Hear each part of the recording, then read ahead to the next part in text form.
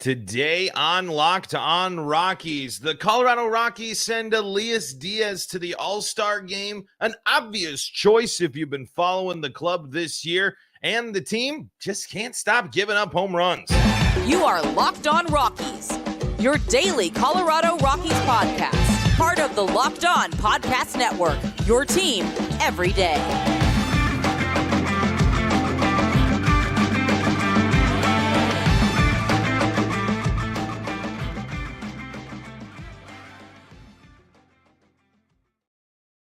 Rock on Rockies fans, welcome into the Locked On Rockies podcast for today, the third day of July in the year 2023.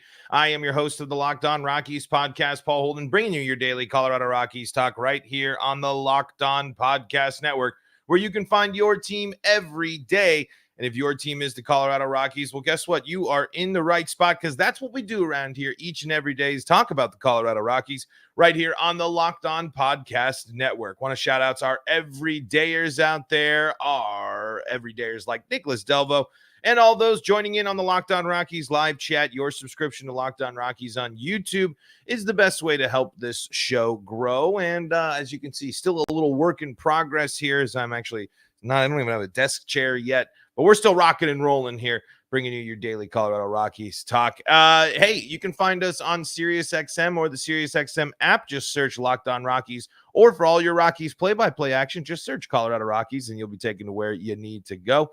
Hey, today's episode is brought to you by Ibotta. Ibotta gives you cash back on hundreds of grocery items, from produce to personal care to pantry goods, so you can just make sure you're beating inflation no matter what you're purchasing. Right now, Ibotta is offering our listeners $5 just for trying Ibotta by downloading the free Ibotta app and using code MLB.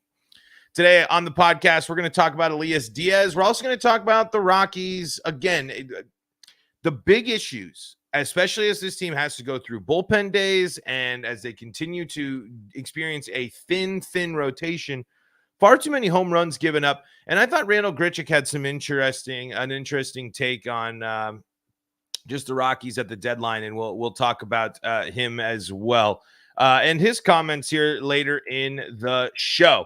But I wanted to start at least with the good news, with the news that I think is stuff that you look forward to hearing about. It's in a sea of a lot of frustration and a lot of missed opportunities and just this, that, and the other thing. Elias Díaz has been such a key part of this team actually staying somewhat confident. This team, he is a leader that has stepped up in a way that I think is just one of those things that's going to go unnoticed in a lost season. Elias Díaz is a guy that deserves to have his recognition and his flowers right now, because for being the first, a position that the Rockies historically struggle at with catcher, and to be the first one to do it is an exceptional feat, on top of the fact that Elias Díaz has just been flat out good this year, and someone that I think most teams would want as their catcher. He's great on both sides of the ball, but currently his batting line 284, 337, 789, 9 home runs, 45 RBI, 74 hits, scoring 27 times. He's certainly just improved. He has taken steps forward this year. After putting up some solid numbers, he's tied his home run total of last year. He's only 6 RBI away from beating his total from last year. He's already outperforming himself in some categories here. What's amazing is he's hit half the amount of home runs that he did hit in 2021 for the Rockies, but he's already driven in more runs. He's walking at a near rate that should eclipse both 2022 and 2021 this year. The strikeouts are currently down right now. He's going to finish above probably his 2021 number at 60, which is a very impressive number. But batting average is up. OBP is up. Slugging is up.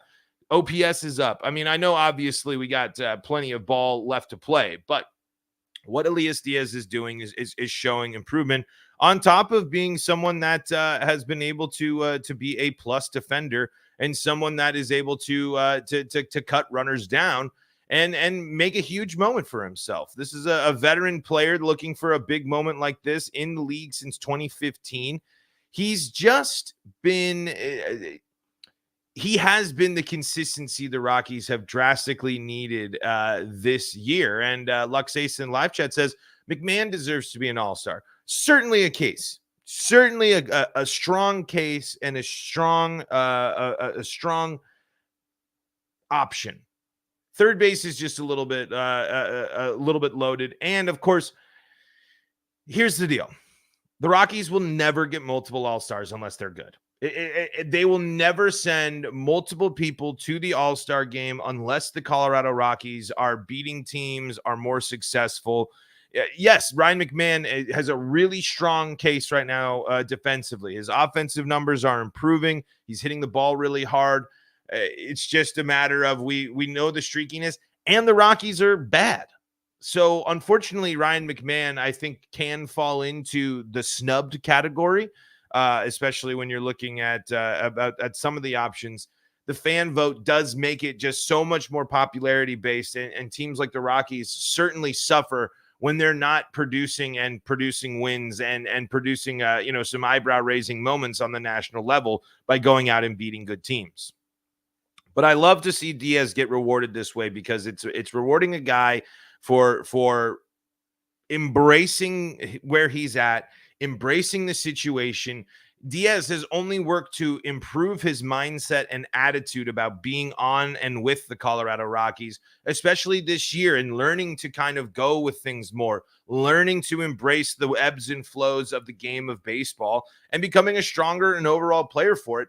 And even the Rockies need someone like Elias Díaz, because not only is he performing himself, but he's also demonstrating a maturity that all of the Rockies can learn from. He's valued highly by this club. You heard it on the broadcast a couple of times of how close this team is. That's because of a guy like Elias Díaz. That's because he's able to, and he's really working with everyone. He's trying to work with young pitchers and new arms and do his best to help his pitching staff through a struggling period. And he's trying to help beef up his offense and get things going. He's made impacts in the biggest moments this year. And he's certainly been put on one of the best catching performances that we've seen in purple. So I think it's an obvious choice when you're looking to for the Rockies All-Star. Yes, you could say Ryan McMahon. Hey, I would even put some Ezequiel Tovar votes in there as well. But I think it was a clear choice and the right choice for the Colorado Rockies to be able to send. And it is a bummer. I wish Lux we could send more Rockies, but that's just it's unfortunately us and many other teams deal with it. There are other teams with plenty of snubs on them here on the on that roster because people want to vote for their favorites and vote for the big names as well. It's just kind of the nature of the beast because hey, why not keep voting all rocks when you can, or voting for your favorite players? That's with it not counting for the World Series anymore. It should, it's a fun thing. It should just be about fun. Nicholas Delvo says, what all-star activities are you taking part in? Unfortunately, probably none. I just the cards aren't shaken out the way I want. I am going to go check out the little interactive Play MLB experience here. Maybe see if I can hit up the Swingman Classic on Friday. Everything's all very much up in the air. Unfortunately, not as cost effective as I had hoped to get to the All-Star game, but. Elias Díaz doesn't have to worry about that because he's going and he's going to represent the Rockies. Let's hope he gets an at-bat or an appearance in the game as well. All right, let's talk about an immediate issue the Rockies have to address, and it's only getting worse, and it was on full display. And just another moment, especially on this homestand, where the Rockies just could not avoid the big blowout loss. Let's talk about that coming up here in segment number 2. But before we do that, got to tell you about our friends at Ibotta.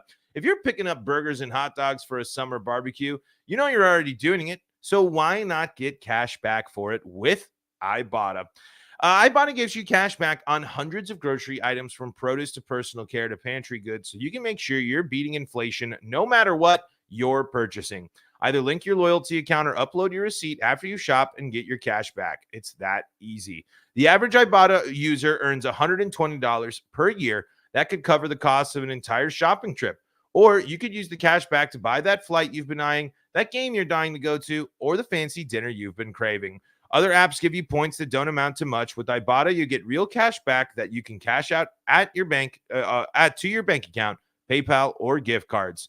You can earn cash back on hundreds of online brands and retailers too when you start with Ibotta, including Lowe's, Macy's, Sephora, Best Buy, and more.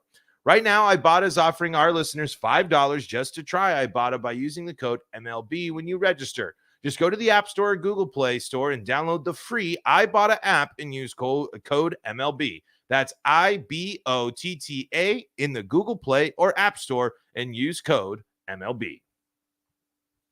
This is the Locked On Rockies podcast. We are free and streaming on your favorite streaming service, bringing you all your favorite Colorado Rockies coverage right here on the Locked On Rockies podcast and the Locked On Podcast Network. I want to shout out our everydayers like Nicholas Delvo and Lux Ace for tuning in today. We are also free and streaming on your favorite streaming service, live on the Locked On Rockies YouTube channel and on the SiriusXM and SiriusXM app. Check it out by just searching Locked On Rockies or Colorado Rockies. So the Rockies, unfortunately, cannot win the series against the Tigers. And what was an interesting thing about that series with the Tigers was, boy, howdy, did the Tigers hit a lot of home runs, especially in the finale. The Rockies simply could not avoid the big, bad loss in any game of that homestand. Of course, the historic loss against the Angels, the Dodgers winning 14-3, and then the Tigers winning 14-9. It was good to see the Rockies fight back in the series in that last one there. And 9 runs and the offense driven by the Rockies should be enough to get you back and within a ball game. But when you're giving up 4 home runs, 5 home runs, 3 home runs, grand slams, this, that, home runs in multiple innings, those are going to continue to add up.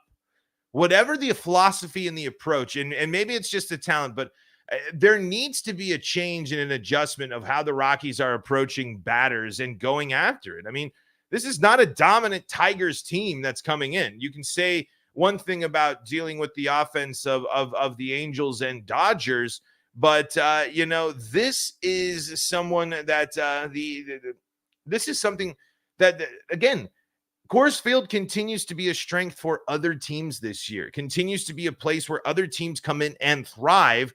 And the Rockies aren't answering as much as they bounced back in that last game. The pitching staff is not stepping up to the occasion. And it's just, it shows you just the thin and the depth issues. They just continue. You can't give up 14 to the Tigers in a game. On top of the fact that the Tigers scored, crooked numbers in both of the other games, 5 and 4 runs in the other 2.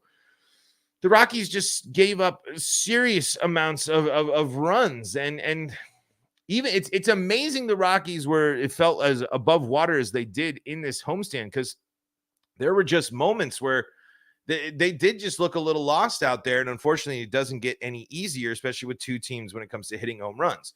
The Giants and the Astros also hit home runs. The Tigers weren't far ahead of Colorado in terms of home run production this year, and yet it was on full display. The Rockies, what do you do at this point? Truly, what do you do if you're the Rockies at this point when it comes to your rotation and these pitching issues? I really don't know. I don't know how many. There's no magic wand to bring back there's no guy to bring back. There's no person to look forward to coming up within the industry or within the organization in terms of young guys. And there's just still not a lot of interest. And I think a lot of these trade values and things of that nature with these players, it's got to be maddening. I just don't know. It's kind of, you really just feel like the Rockies have just continued to fall into an unmanageable, unorganized, there's just no answer. And there's no clear path to go, because you can just point and say, trade this, trade that, trade this, trade that. But the interest isn't there enough to, especially to bring back, I think, a lot of MLB ready and caliber players at this point. So it has to come to adjustments. It has to fall on the guys that are pitching. And the Rockies just can't continue to go through these stretches and go through these starts where you just don't expect the team to be able to keep the other team's offense off the board.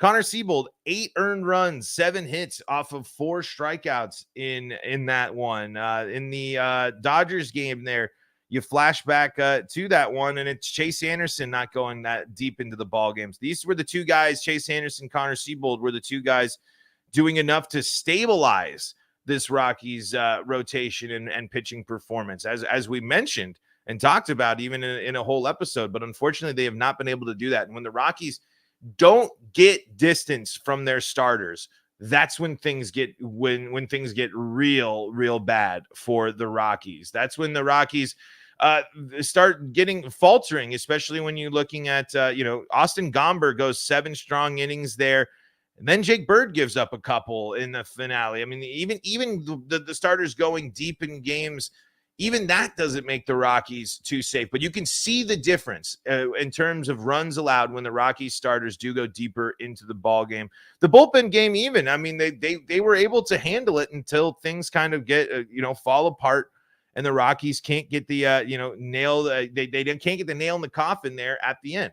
I don't know why Pierce Johnson is coming out in close ball games here, but the Rockies might have been limited in options. I think that's one thing that's got to change is Pierce Johnson has to change. Where the Rockies are using him has to change. He is not good in the final stretch of the ball game. He's not good in the final stretch of he just has not shown the ability to close out games for the Rockies since his hot start. So the answer to giving up too many long balls, there's no real answer. There's no real, I think, quick fix for this, but there's clearly a difference for the Rockies when they can get their starters to go past the 6th inning, that they give themselves a better chance and are in more ball games than not. When the Rockies lose their starters early and the Rockies have to go to that bullpen, the long ball threat just grows and grows and grows. We saw the difference between the Rockies and the Reds series. We saw how the Angels were able to do a bunch of damage. We saw how the Tigers won yesterday's game. Teams continue to outslug and out home run the Colorado Rockies, and that's a big problem. And until they can start leaving the yard a little bit more, hitting singles all the time isn't going to be enough, and the Rockies are going to get left behind when it comes to offense. Let's talk about some more moves maybe for the Colorado Rockies and talk about all sorts of the action going on here, possibly at the trade deadline, including a Colorado Rockies take here on what it means to be on the trading block and someone that can be an interesting move for the team, and just kind of the philosophy of what it takes to be a guy that has those trade block issues, or just kind of that, what that does to your mentals. We'll do that coming up here in segment number 3. Want to thank you for making Locked On Rockies your first listen of the day. We're free and streaming on your favorite streaming service, bringing you all your favorite Colorado Rockies talk right here on the Locked On Podcast Network. And I want to thank you for making us your first listen of the day. You can also check us out on the Locked On Rockies YouTube channel. You can also check us out on the Locked On Rockies feeds on SiriusXM and the SiriusXM app. Thank you so much for making us your first listen of the day. Randall Grichuk was talking a little bit about what it's like to be someone that might get traded, someone, the mentality and what it means to be someone that could be moved for the Colorado Rockies. And it's so interesting. It really is, because it's such a it's the weirdest thing in sports, right? Or one of the weirdest things in sports. It's something that makes you think, makes you wonder, Because if you're sitting there in the back of your mind the whole time, oh, what's going to happen? What's going to, am I going to get traded? Am I going to get dealt? I'm trying to bring up all this stuff here. I lost the article that I had, but I just wonder how you can kind of stay focused and if it really changes your mindset and philosophy. Like, for example, are you trying to go out and make a move and be confident? Because he mentions and talks about going to a contender, what that means for the Colorado, or for him. It'd be an exciting moment for the Colorado Rockies, I guess. But it's just so weird, right? Because you sign to this team, this is the plan. The Rockies trade for you in this situation. It's something that I just think can't be understated, how it just makes an interesting the dynamic of trades and being traded in sports. That is just something that is just so fascinating to me. And Randall Grichuk is having a pretty good season. I mean, of course, with the slow start here, but someone that might be able to provide some interesting a thump for some other teams, and of course can replenish this option here. Luxay says, I think we'll trade Crone before Grichuk. I don't know if they're going to trade. They got to trade anybody and anyone possible.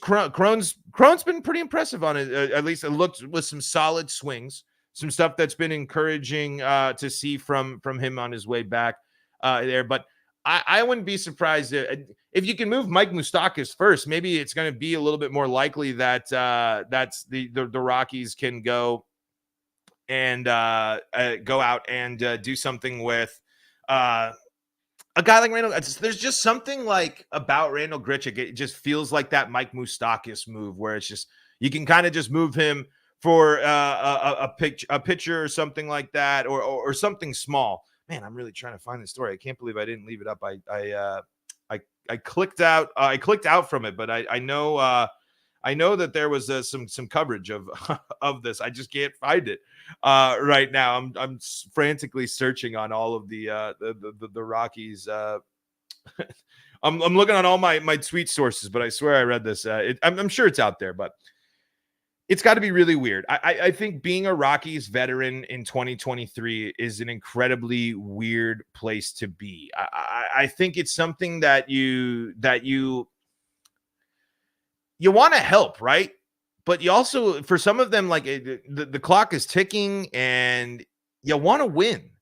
How long do you want to stay and be on a team like the Rockies?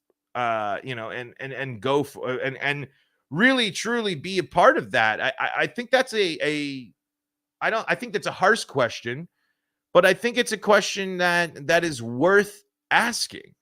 I think it's a question that's kind of worth exploring. I think it's something we don't talk about a lot. I really do.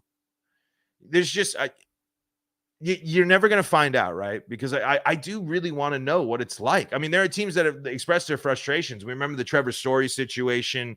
I think there was frustration there and expectations, but truly, if you're a Rockies vet, like how do you feel?